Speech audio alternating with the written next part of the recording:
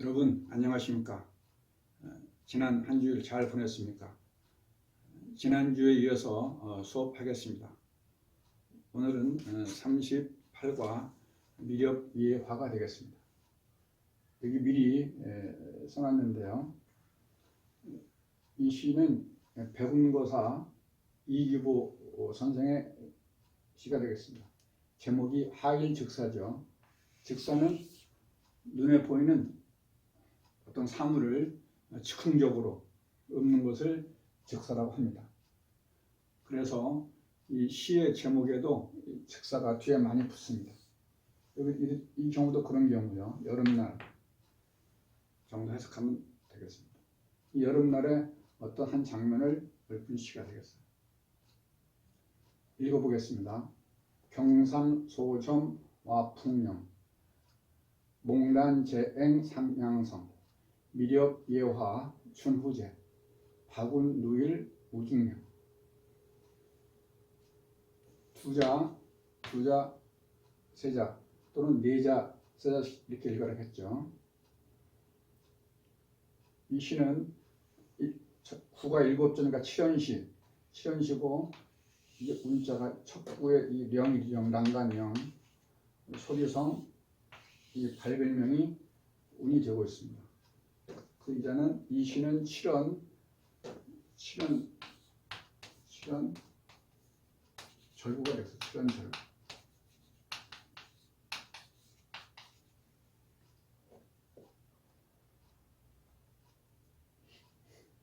풀이해 보겠습니다. 경삼소점와 풍령 가벼울 경 또 열불 경자죠. 적삼삼 대자리 점 누라 바람풍 난간령자예요. 난간령 가벼운 적삼 또 엷은 적삼 엷은 적삼이 낫겠네요. 적삼 정도가 되는 거죠. 29만 하더라도 여름이라는 것을 암시하고 있습니다. 작을소 대자리 점 배로 만든 돗자리죠. 엷은 적삼 있고 작은 조그마한 대자리 펴고 있다란 말도 없고 펴다란 말도 없지만 한시에서는 해석이 가능하죠. 축약적으로 표현했기 때문에 가능합니다. 누우라 바람 부는 난간에 누워 있으니 살짝 잠이 들었습니다. 누워서 몽단 제앵 삼양성이라 꿈몽 끈을단 울제 꾀꼬리 앵 석삼두양 소리성이죠. 꿈이 꾀꼬리 울음 울제 우리 보통 지금 두셋인데 삼양으로 되어 있죠. 두선어 소리에 끊어졌네. 꿈이 꾀꼬리 울음 두선어 소리에 깨었네. 이런 말이 되겠죠. 그 살짝 잠이 들었는데 그 주변에 꾀꼬리가 이제 울어대니까 그 소리로 인해서 깨었다. 이런 말이 되겠습니다. 이 끊을 단자는 뭐뭇을 끊다 이런 그 타동사지만 끊어지다 이런 자동사 해석도 가능하죠. 한문은 타동사, 자동사 이런 구별이 없이 내용에 따라서 타동사, 자동사가 구별될 수 있습니다. 이제가 그런 경우죠. 꿈이 꾀꼬리 울음 두선어 소리에 끊어졌네. 자동적으로 끊어진 거죠. 꿈이 깨었네. 이런 말이 되겠습니다. 이 꿈몽자는 참고적으로 이렇게 쓰기도 합니다. 풀림자에다가 선역석 쓰기도 하죠. 이렇게 모양은 다르지만 뜻이 같은 글자입니다. 지금 그 중국 간체자에서는 이 자를 쓰고 있어요. 같은 글자인데 간단하니까 이 자를 가져다 이 꿈몽으로 좀 쓰고 있습니다. 간체자가 만들어진 과정이 여러 과정이 있는데 그 중에 하나가 같은 그 뜻의 글자에서 좀 간단한 글자를 대표적으로 간체자로 쓰는 경우가 있죠. 그 중에 하나가 되겠습니다. 꿀몽.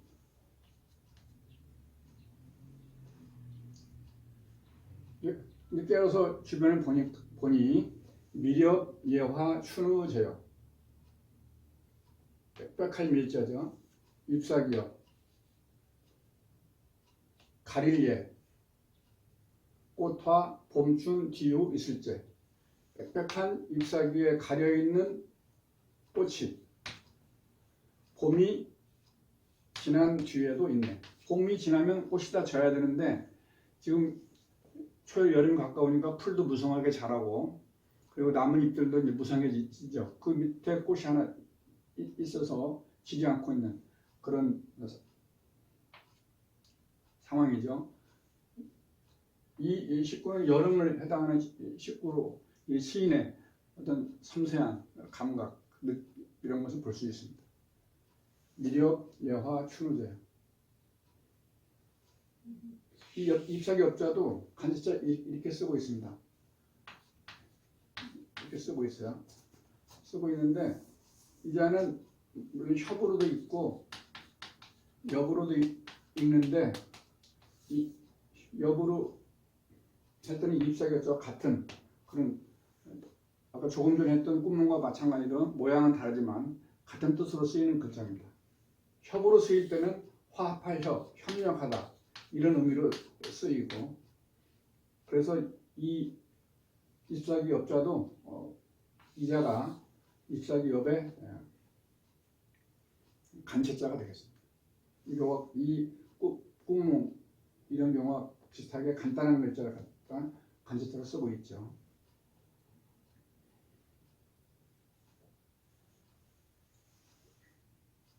그 다음 또 눈을 돌려보니 열불 박자죠.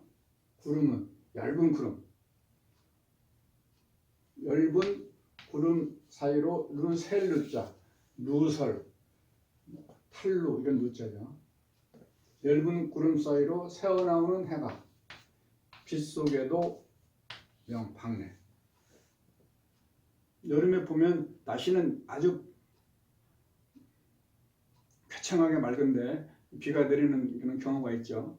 구름 살짝 껴있는데 그 새가 이렇게 비춰오는 그런 표현입니다. 이 시도 보면 여름에 볼 수 있는 식구죠. 이 시도 마찬가지 앞에 거 마찬가지로 시인의 아주 섬세한 그런 감각을 느낄 수가 있습니다.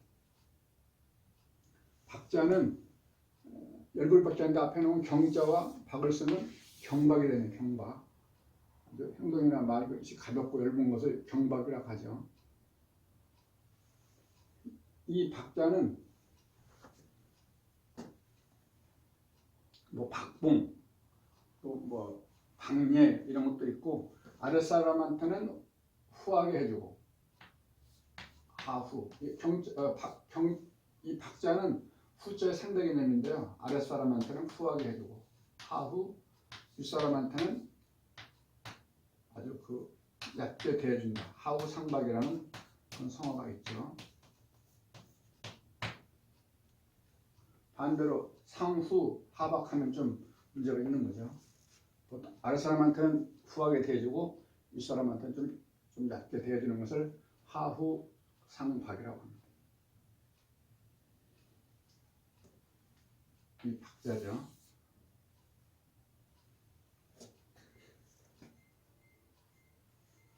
다시 한번 보면은 경삼소점 와풍명. 이 점자는 대자리 점자인데 이거하고 비슷한 모양의 한자가 있습니다. 이자는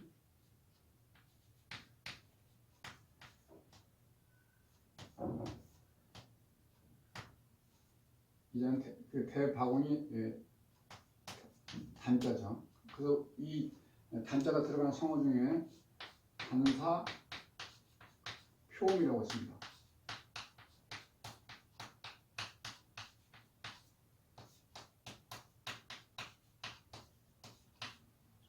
단사 표음은 대바운이 밥과 사를 읽었는데요. 먹다 할 때는 식이고 밥 할 때는 사가 되죠.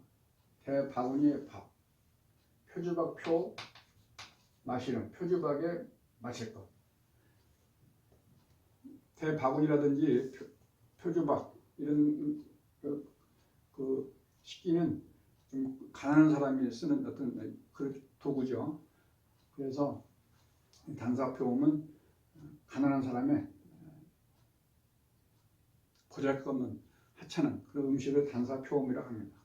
표주박 표자는 이게 박이 이런 박인데 이런 걸 이렇게 잘라서 만든 바가지가 표주박이 되죠.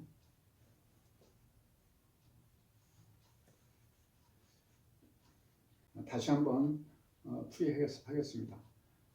얇은 적삼 입고 작은 대자를 펴고 바람 부는 난간에 누워 있으니 꿈이 꾀꼬리 울음 두서너 소리에 깨었네. 빽빽한 잎사귀에 가림꽃은 봄이 지난 뒤에도 있고 엷은 구름 사이로 새어나온 해는 빗속에도 밝구나. 여름날의 한 장면을 잘 표현한 시라고 생각합니다. 특히 이 시에서 이 삼사구는 명구로서 널리 알려진 그런 시구가 되겠습니다. 이 시는 우리나라 여름 한시 중에서 가장 널리 알려진 시 중에 한 수가 되겠습니다.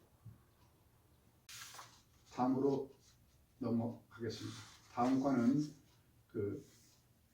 중국 당나라 스님 황벽희운의 시인데 전체를 하지 않고 이 식구만 소개하고 넘어가죠. 이 식구에서 유래한 박비향이라고 하는 그 유명한 그런 성어가 있습니다. 그러면 보죠. 불시 1번 한철골, 쟁득 매화 박비향. 불시 뭐뭇이 아니다 이런 말이죠. 불시 뭐뭇이 아니다. 1번 한 차례 취 찰한자 통할철자 뼈골자. 취가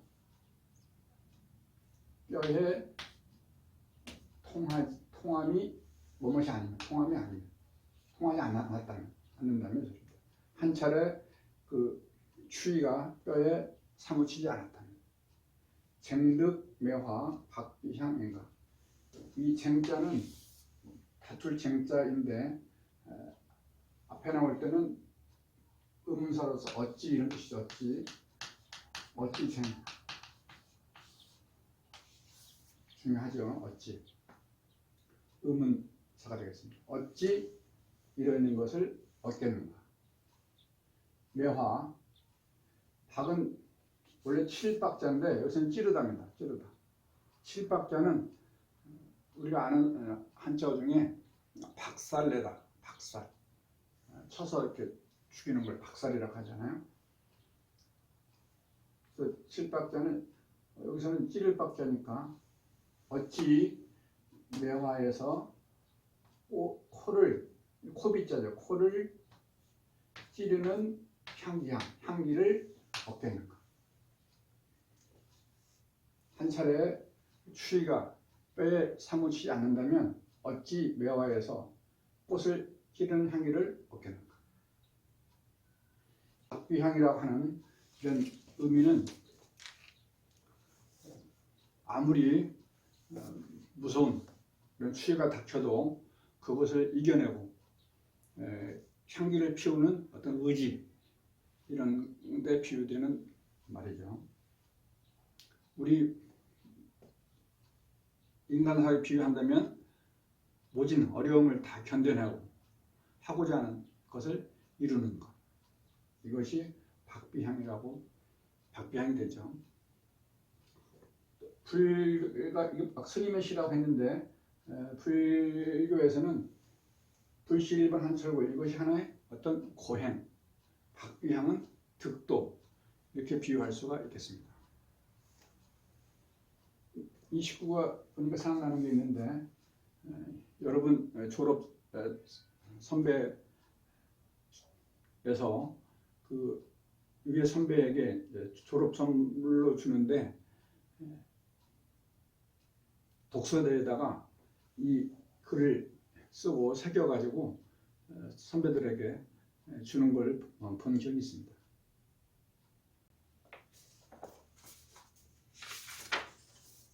다음에는 논어 부분인데요. 넘어가고요. 42과 반구적이 명심보감에 나오는 짧은 글이 되겠습니다.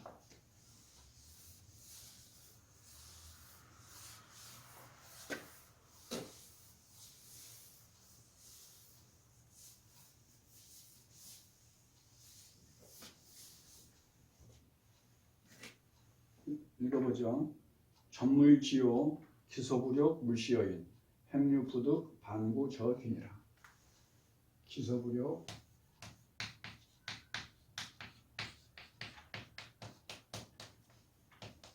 물시여인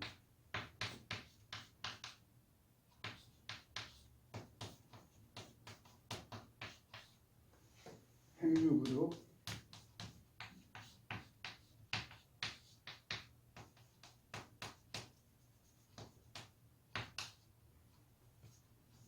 반구적인.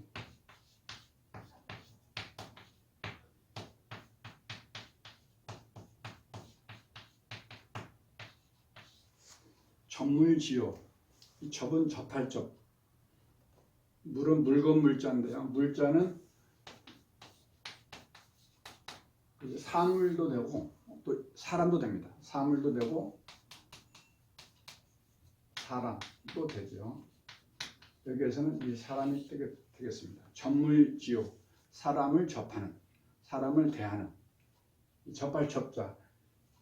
요즘에 접촉하지 말라고 하죠. 접촉. 가을촉 쓰면 접촉이죠. 접할 접, 가을촉 쓰면 접촉이 되겠습니다. 사람을 접하는 요점, 중요함, 요체 되겠습니다. 사람을 대하는 어떤 중요한 점은 이런 의미가 되겠어요. 기소부력 물시의 자기가 하고자 아니하는 것. 소자는 어떤 말이 뒤에서 꾸며진다고 했죠. 물시여인, 물은 멋마지 말라. 시는 베풀 시자죠. 어느 누구에게, 남에게 베풀지 말아라. 자기가 하고자 아니하는 것을 남에게 베풀지 말아라. 어느 누구에게고요. 이 베풀 시자의 목적어가 이겁니다. 기소부여. 이렇게 앞으로 나가 있죠. 한문은 목적어 도치가 가장 많습니다. 저번 시간에 얘기했듯이 모음기가 나오면 자기 자신, 사람이 나오면 남 이 뜻이 되게 된다고 그랬죠. 베풀 시자. 그 불교 용어에서 그 보시라고 합니다. 보시. 이때는 보시 보자라고 해서 보시라고 읽는데요.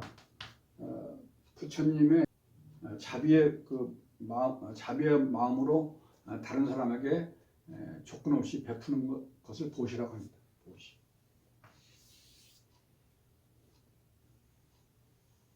행류부득. 행동했는데 얻지 못함이 있어요. 행했는데 얻지 못함이 있다면 반구저기.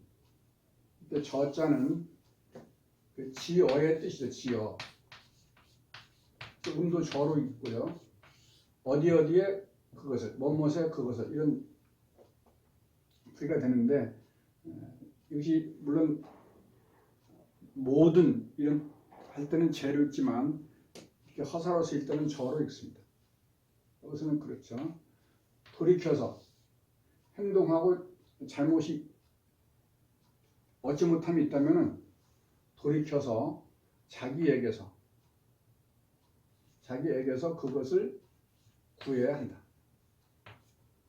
돌이켜서 자기에게서 그것을 찾아야 된다.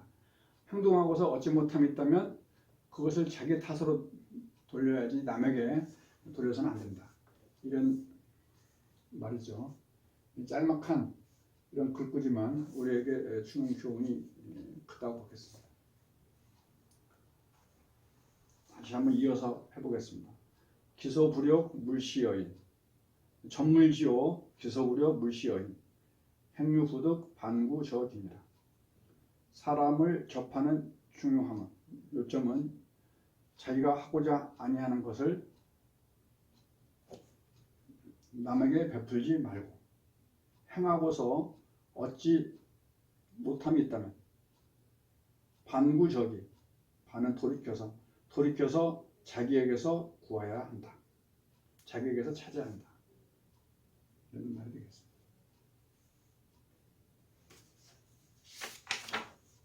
그 다음은 43과 반궁의 실천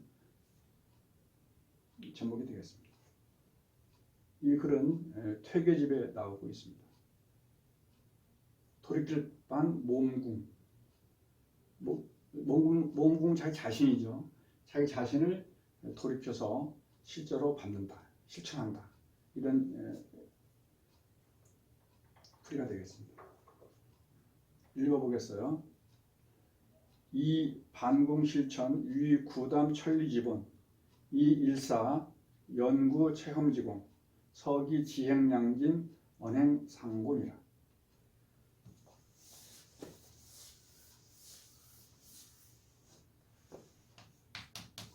이 반궁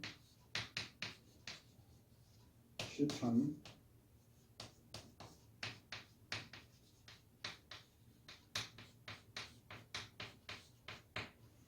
위 구담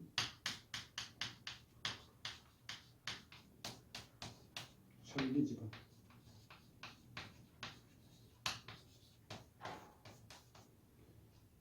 그래서 보면 이하고 위 글자를 찾아내야 되겠는데요.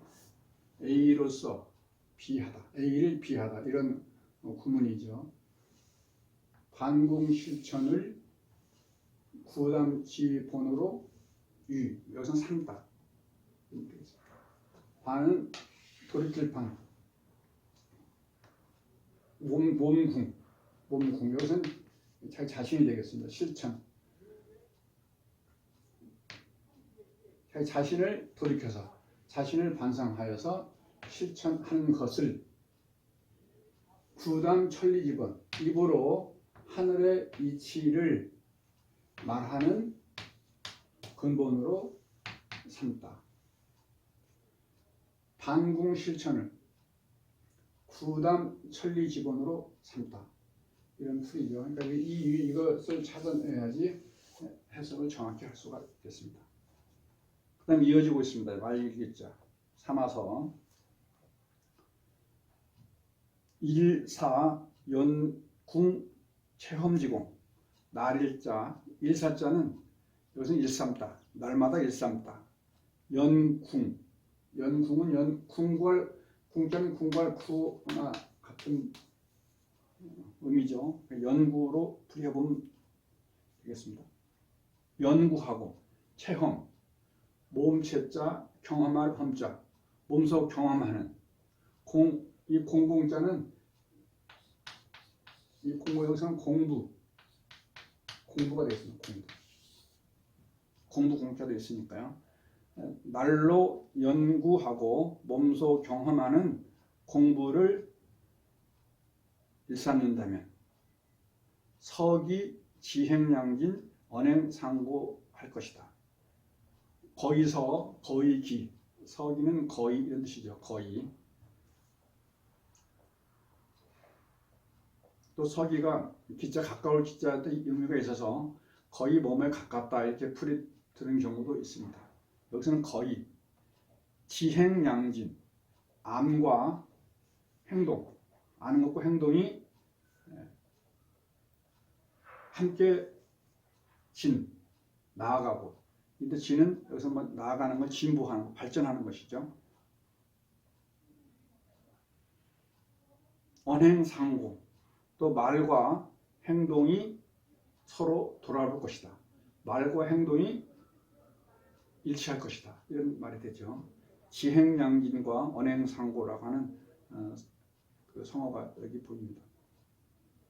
언행상고, 말과 행동이 서로 돌아보다. 언행 일치 이런 의미인데요. 이게 연행상고의 상대는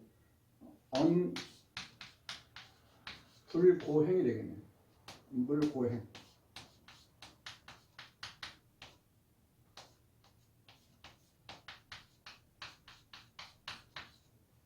언불고행은 말이 행동을 돌아보지 아니한다, 못하다 이런 말이니까 언행상고의 그 상대적인 말은 언불고행이 되겠습니다.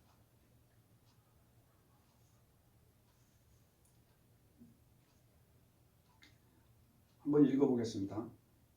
이 구행실천 위 구담천리지본 이 일사 연궁 천리지공 서기 지행량진 언행상군이라.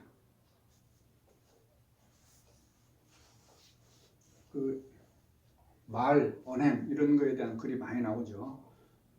많이 나오는데 이거하고 좀 맥이 좀 통할 수 있을 것 같아 소개하는데 그 논어의 선행기연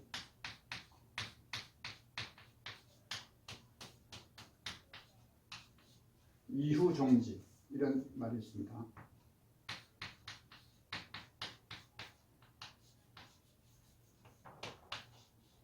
이후종지.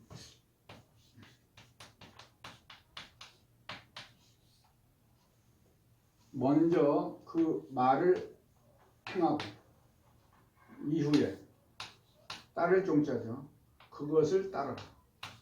먼저 그 말을 행하고 그 말하는 것을 따르라는 것은 행동을 먼저 하고 그 행동한 것에 대해서 말을 하라 이런 말이죠. 선행기연 이후종지. 말이 먼저 앞서지 말고 말에 앞서서 행동을 먼저 하고 그 다음에 그 말을 하라 이런 말이 논에 보이고 있죠. 언행상고하고도 의미가 좀 통할 수 있는 부분이 있습니다.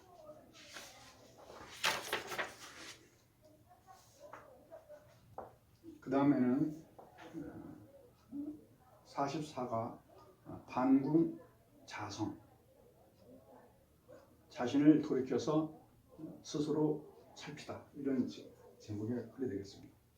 이 글은 율곡전서에 나오는데요.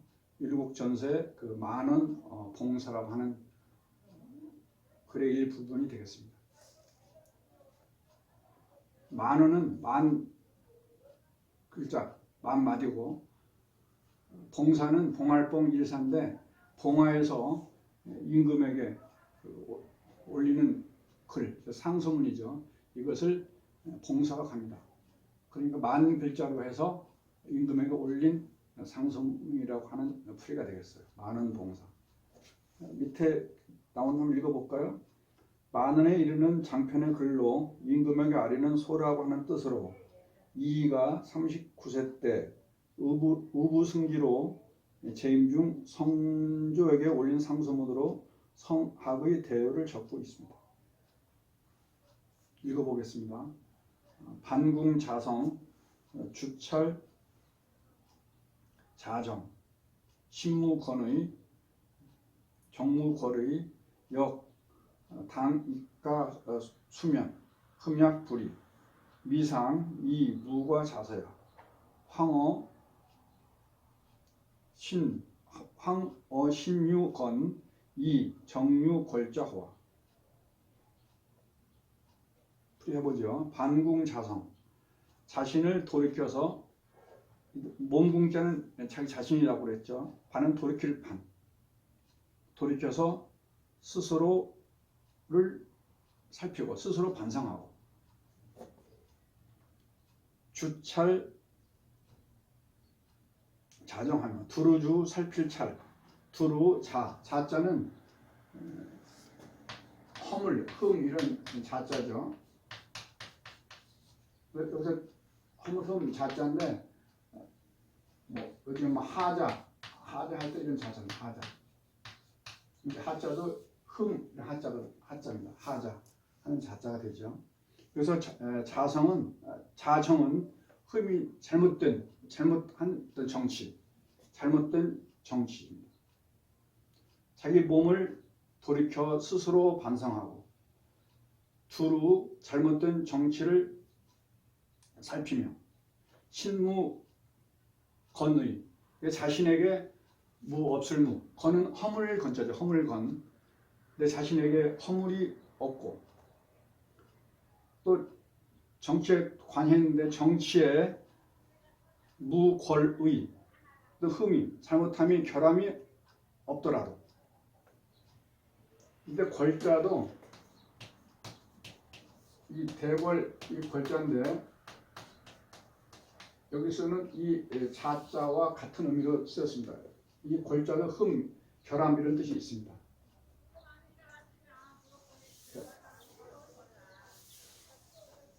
그 의미로 쓰였죠. 이 궐자의 안에 들어가 있는 이 글자가 그 궐이라고 하는 지시 대명사죠. 그 궐.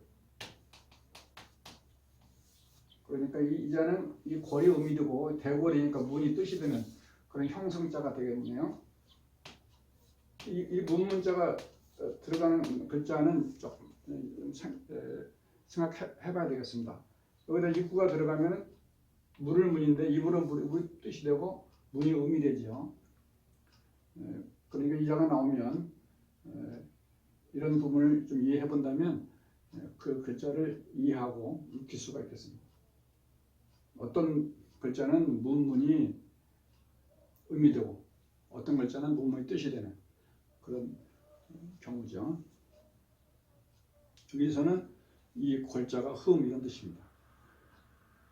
정치에 결함이 없더라도 내가 그렇게 하더라도 마땅히 몸을 갈고 닦아야 한다는 말이 되겠습니다. 역, 당, 이가, 수면 하고 또한 마땅히 뭐뭐 해야 한다 이런 말이죠. 이가 더할 익 더할까 이가는 뭐 더욱 이런 의미입니다. 더욱더 이런 의미죠. 닦을 수 힘쓰면 내 몸을 닦고 또 힘쓰며 흠약 불이 흠약은 하늘을 공경히 따르는 게 흠약입니다. 흠약 흠은 공경하는 흠자죠.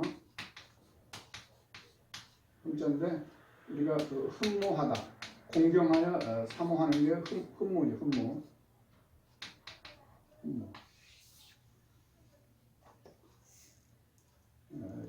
참고적으로 다산 선생이 쓴 그 책이 흠흠신서라고 하죠. 흠흠신서. 흠흠은 삼가하고 상가하다는 말이 흠흠이죠. 흠흠은 그 일종 형법서인데 형법을 이렇게 다룸에 있어서 아주 삼가하고 조심해야 한다. 형을 다룸에 있어서 아주 삼가하고 조심해야 한다 하는 의미의 그 책 뜻이 되겠습니다.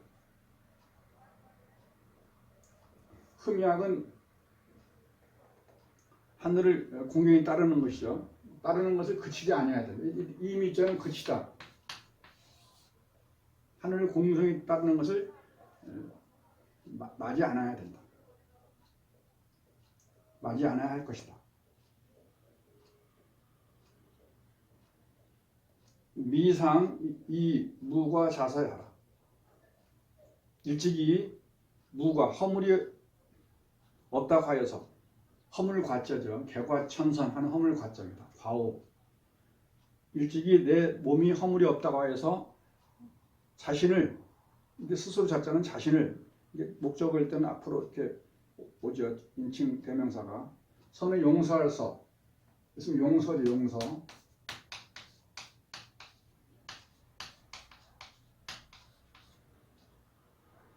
허물이 없다고 해서 자신을 용서해서는 안 된다.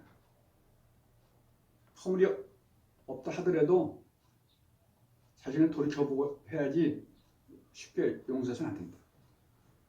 그런데 하물며 허물이 있는 자에서야 황,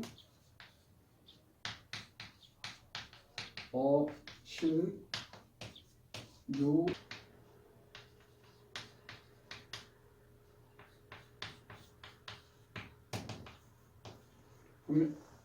황자하고 호자하고 호응했죠. 하물며 뭐뭐 이매랴. 하물며 자기 몸에 허물이 있고 허물 건자라고 했죠. 허물건. 하물 몸에 허물이 있고 또 정치를 했는데 그리고 정치를 함에 잘못이 있어요. 있는 자 이멸이야. 내가 허물이 없고 잘못이 없더라 하더라도 함부로 이렇게 자신을 용서해서는 안 되고 반성해야 되는데 하물며 자기 몸에 허물이 있고 그리고 정치를 하며 정치에 있어서 잘못이 있는 자입니다. 이런 자는 더욱더 말할 것 없이 자기 몸을 돌이켜 살피고 반성해야 한다. 이런 말이 되겠습니다. 이 글은 정치하는 사람들에게 주는 정치를 할 때 마음 몸가짐을 잘 가져야 한다 하는 의미의 글이 되겠습니다.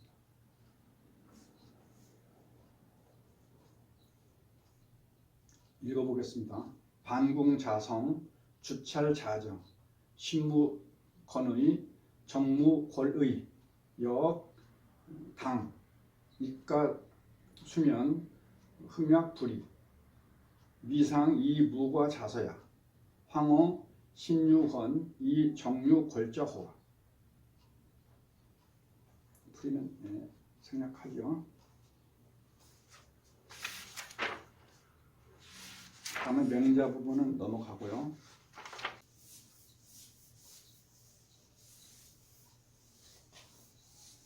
다음은 48과 부쟁지덕이 되겠습니다.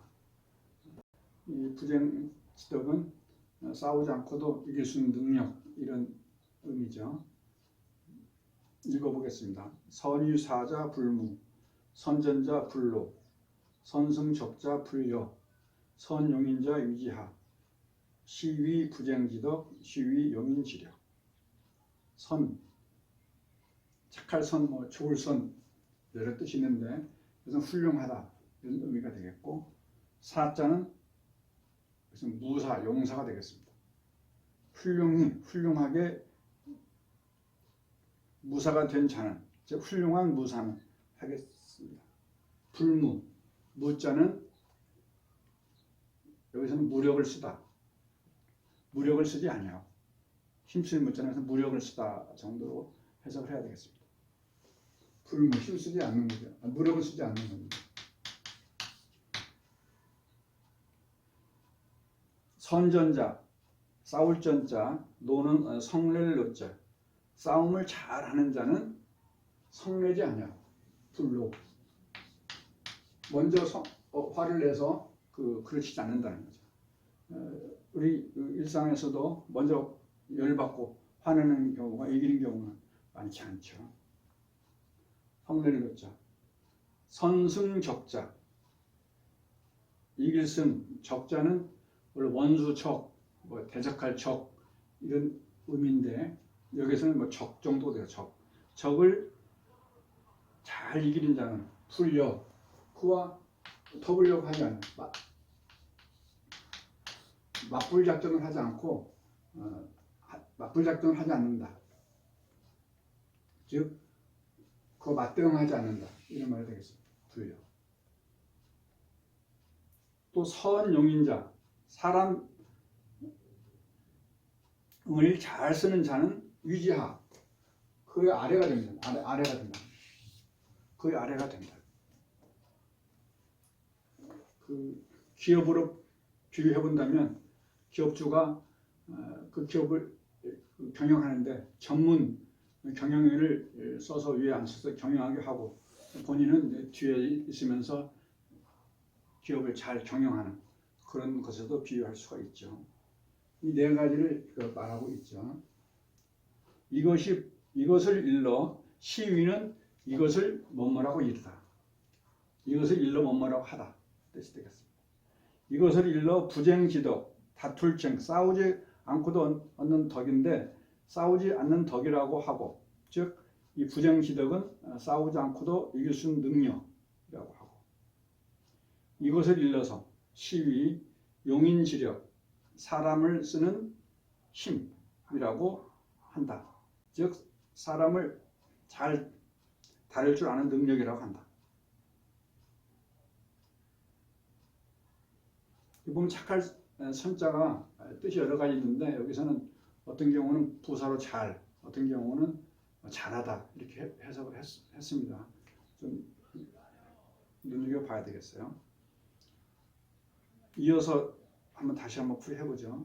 선의사자 불무. 훌륭한 무사는 불무, 무력을 쓰지 아니하고. 선전자, 싸움을 잘하는 자는 성낼로, 성내지 아니하고.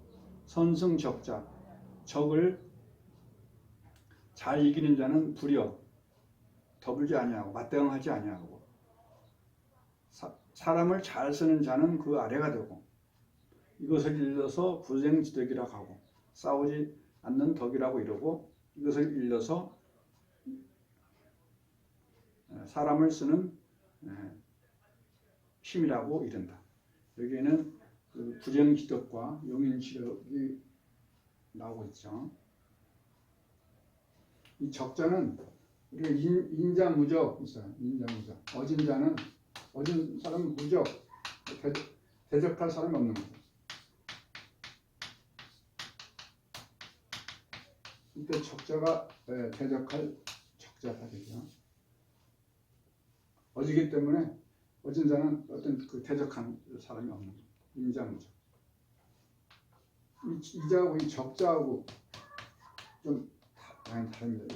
이제는 도적적, 도적적. 이것은 적적자.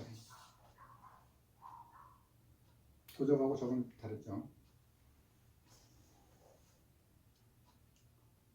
다음 넘어가겠습니다.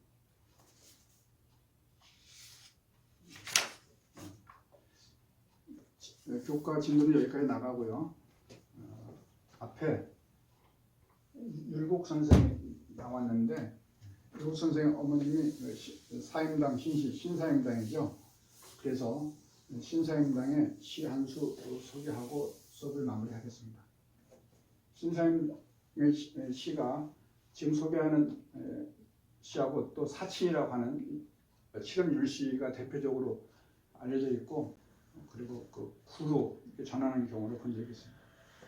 많이 전하고 있지 않죠. 써보겠습니다. 사친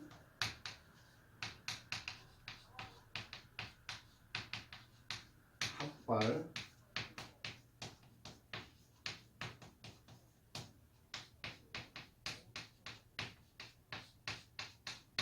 제2명인데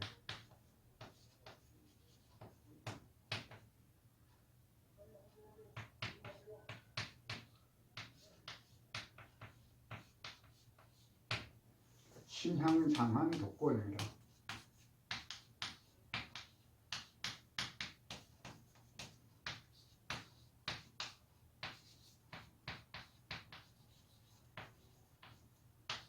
독거입니다. 회수 독전 실망하니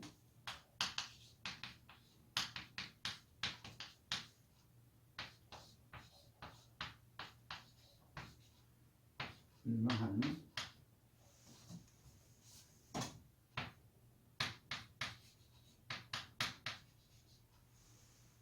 백운 비하 모산청이라.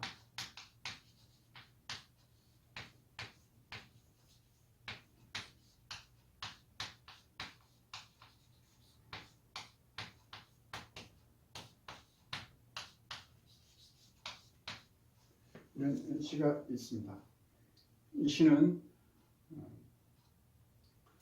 율곡의 어머니 신사임당이 쓴 시라고 그랬죠. 율곡. 반율자, 골자기 곡자. 사임당, 신사임당이죠.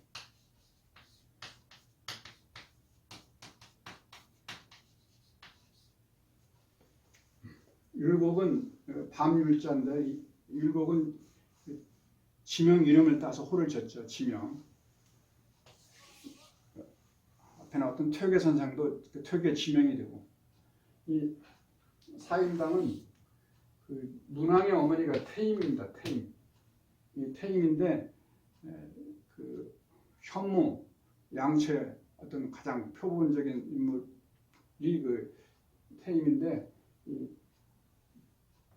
사임당도 내가 태임 같은 사람을 본받아야 되겠다 해서 그 사임이라고는 호를 지었고 이 당자는 이제 당호에 붙이는 그런 글자죠. 그래서 지은 게 사임인데 사임당이라고 하죠. 어떤 자기 뜻에 의해서 나 이런 의지를 갖고 있다 해서 지은 호가 되겠습니다. 율곡은 자기 거처로 해서 거처로 인해서 홀렸습니다. 호를 짓는 데는 방법이 여러 가지가 있는데 여기 보면은 하나는 여기 거처, 여기 뜻으로 호를 지은 걸 알 수가 있습니다. 이 시의 원래 제목은 유대관령 망신정입니다. 대관령을 넣으면서 신정을 바라보다. 너물주자죠. 또 이런 제목으로 전하죠. 읍별자몽.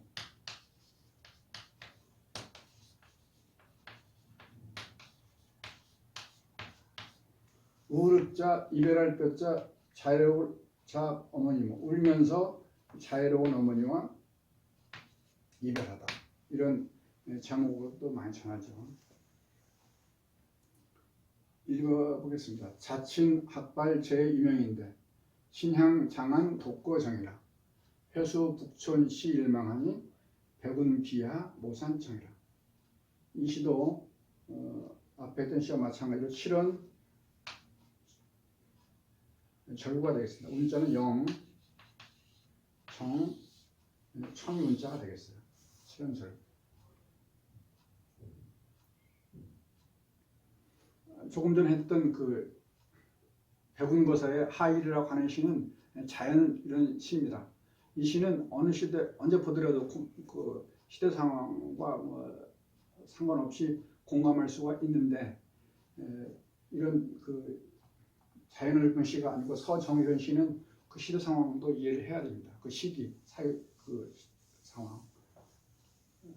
참고적으로 말하면 지금 서울에서 강릉 왔다 갔다 하는 거 하루에 몇 번 왔다 갔다 할 수 있는데 이 당시에는 서울에서 강릉 왔다 갔다 하려면은 시간도 많이 걸리고 경비도 뭐 굉장히 많이 나겠죠. 이런 시대적 상황이 있습니다. 그런 걸 생각하고 이 시를 감상해야 되겠어요. 자친 학발 제2명인데 자애로운 어버이 칠자인데 자친은 어머니를 말합니다. 참고적으로 아버지는 엄친이라고 엄할 엄자.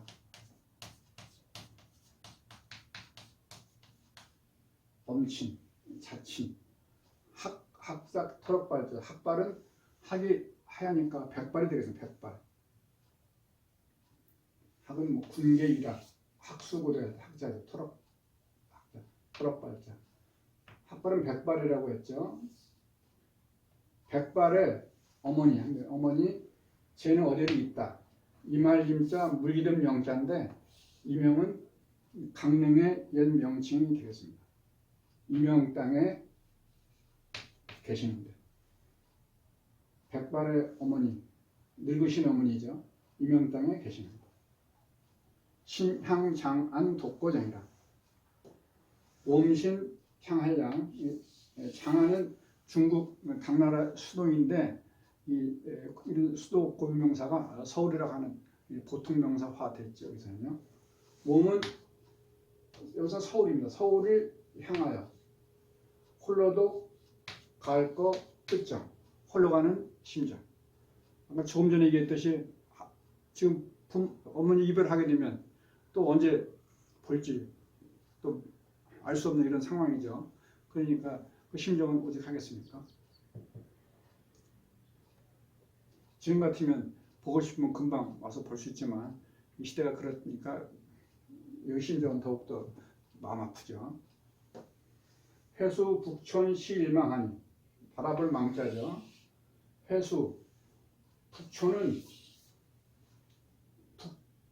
북쪽 마을인데 강릉이 큰 지명이라 한다면 그 강릉 안에 있는 북촌 마을인데 오죽헌을 말한다. 오죽헌.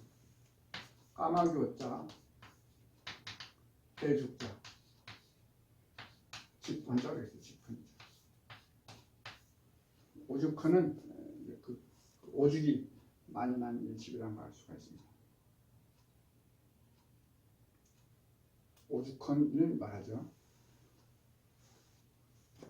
때로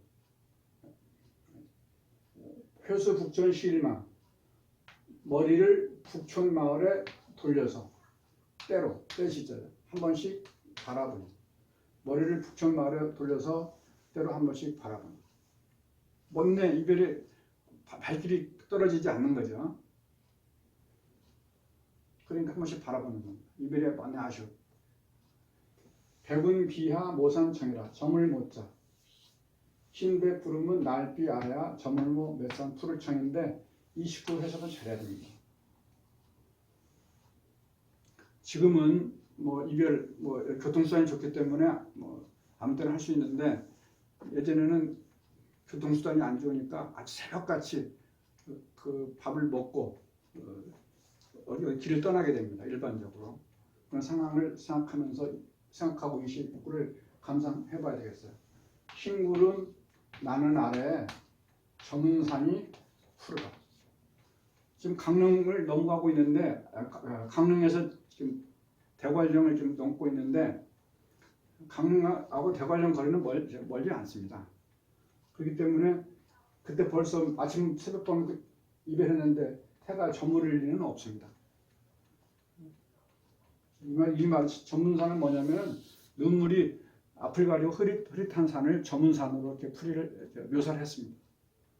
흰구름 나늘 안에 저문산이 푸르다 하는 것은 눈물이 앞을 가리고 흐릿한 산을 이렇게 말했죠.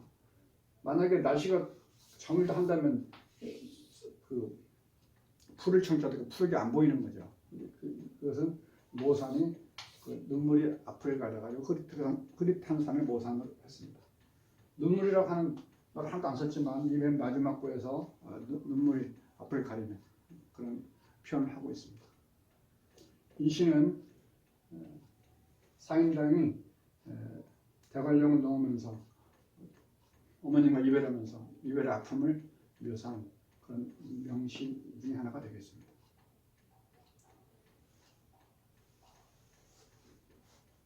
늙으신 어머니 이명땅에 계시는데 몸은 서울을 향하여 홀로 가는 심정 머리를 북촌 마을에 돌려 때로 한 번씩 바라보니 흰구름 나늘 아래 저문산이 푸르다. 이런 시가 되겠습니다.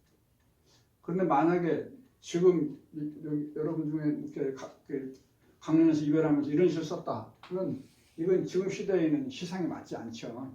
이건 이 시대에 딱 맞는 시상이지만 지금은 조금 전에 얘기했듯이 아무 때나 가서 볼 수도 있고 하잖아요. 그렇기 때문에 지금은 이런 시상으로 쓴다면 좀 시대에 뒤떨어진 시상이 아닌가 생각합니다. 지금 시대에 맞는 그런 시상으로 시를 써야 되겠죠. 이렇게 해서 이번 시간을 마치겠습니다.